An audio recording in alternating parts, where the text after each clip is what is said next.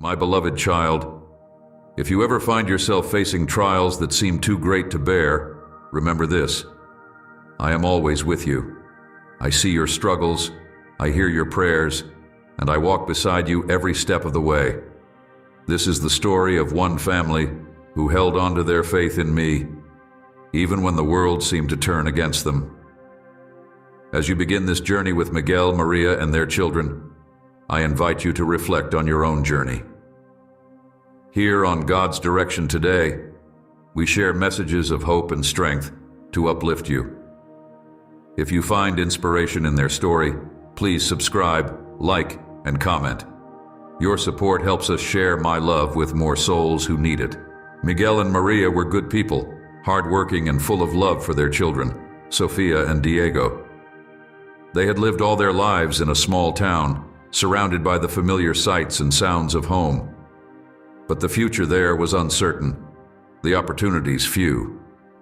They wanted more for their children, so they made the difficult decision to leave everything they knew behind and embark on a journey to the United States, a land that promised opportunity, but also presented great challenges.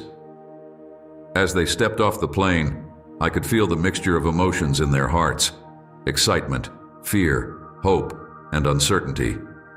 Miguel looked around the busy airport, trying to decipher the signs in a language he barely understood, his grip tightening on the suitcase that held all their possessions. Maria held Sofia's hand, her face a mask of calm despite the worry in her eyes. Little Diego clung to his father's leg, wide-eyed and curious about this strange new place. They had arrived in America, but their journey was far from over. They moved into a small apartment in a neighborhood where many immigrants had settled.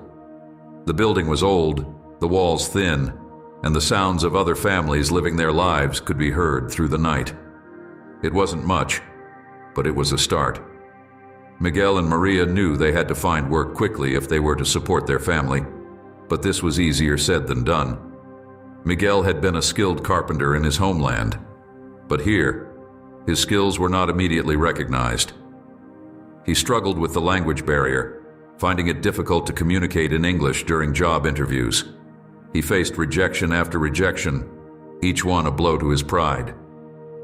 Yet every evening he returned home with a determined look in his eyes, refusing to give up. Maria, too, faced challenges. She was a resourceful woman, always finding ways to make ends meet. But here, everything was different.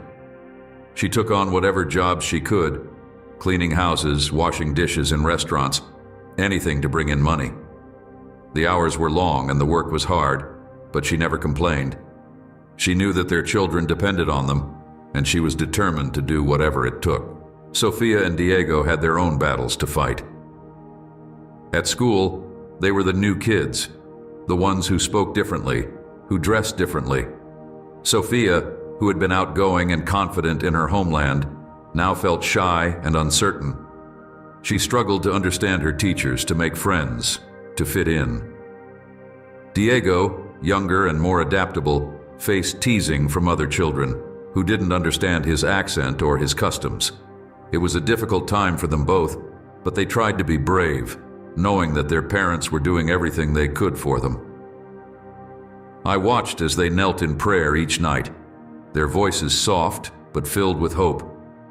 They asked me for strength, for guidance, for the courage to keep going. And each time they prayed, I was there whispering into their hearts, "I am with you. Do not be afraid." The days turned into weeks, and the weeks into months.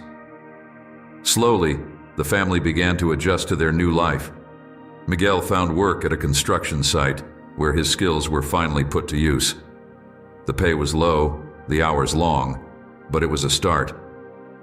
Maria continued to work hard, taking on more jobs, saving every penny she could.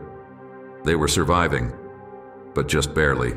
It wasn't long before they encountered another challenge: discrimination. Miguel was a proud man, a man who had always believed in the dignity of hard work.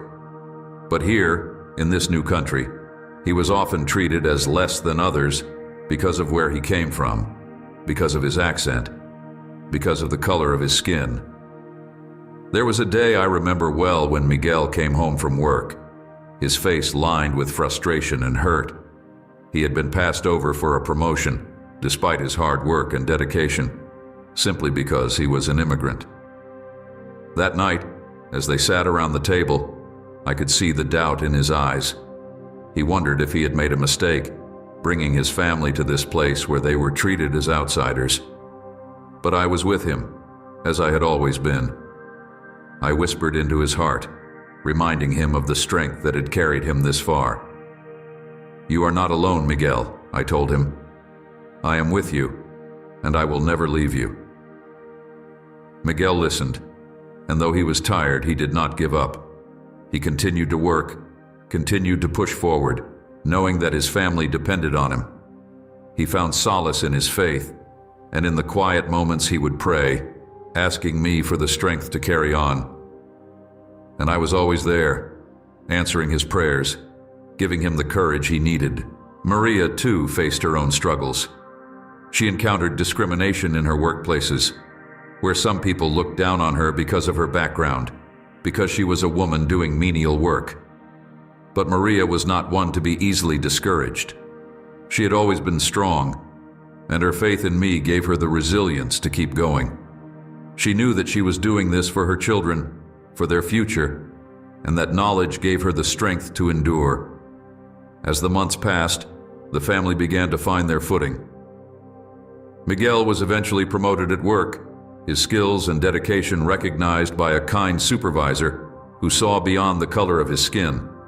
Maria, too, began to find success. She started a small business from home, baking traditional foods and selling them to the local community.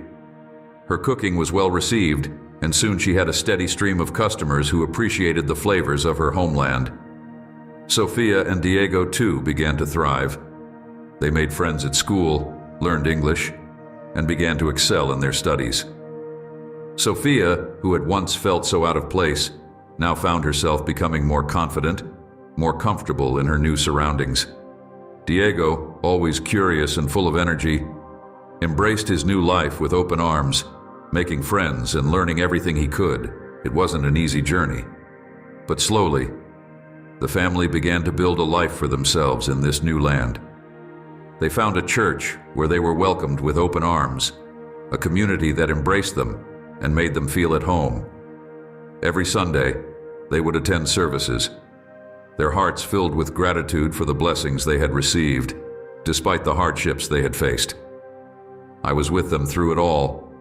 I watched as they grew stronger, as they learned to trust in each other and in me. Their faith never wavered, even in the darkest of times, and that faith carried them through. There was a day, not long after they had moved into a better apartment, when the family sat together, reflecting on how far they had come. Miguel looked around at his family, his beautiful, strong wife, his bright, happy children, and felt a deep sense of pride. They had faced so many challenges, so many obstacles, but they had overcome them all, and they had done it together, with faith, with hard work, and with love. Maria, too, felt a deep sense of gratitude. She looked at her children, at how much they had grown, how much they had accomplished, and knew that every struggle had been worth it. She knew that they were building a better future, not just for themselves, but for generations to come. Sofia and Diego, still young but wise beyond their years, knew that they had been part of something special. They had seen their parents work tirelessly, never giving up, never losing faith. They had learned the value of perseverance, of resilience, of believing in something greater than themselves. As they sat together that evening, I spoke to them, as I had so many times before. "You have done well," I told them. "You have faced many challenges, but you have never lost faith. You have trusted in me and in each other, and because of that, you have found your way." The family felt my presence, felt the love and the strength that I had given them. They knew that they had not been alone on this journey, that I had been with them every step of the way, guiding them, protecting them, giving them the courage to keep going. Their story is not just a story of survival, it is a story of faith, of resilience, of the power of believing in a better future. It is a reminder to all who hear it that no matter how difficult the road may seem, no matter how insurmountable the challenges may appear, I am always with you. I am the strength in your heart, the hope in your soul, the light that guides your way. And if you believe in me, if you trust in me, there is nothing you cannot overcome.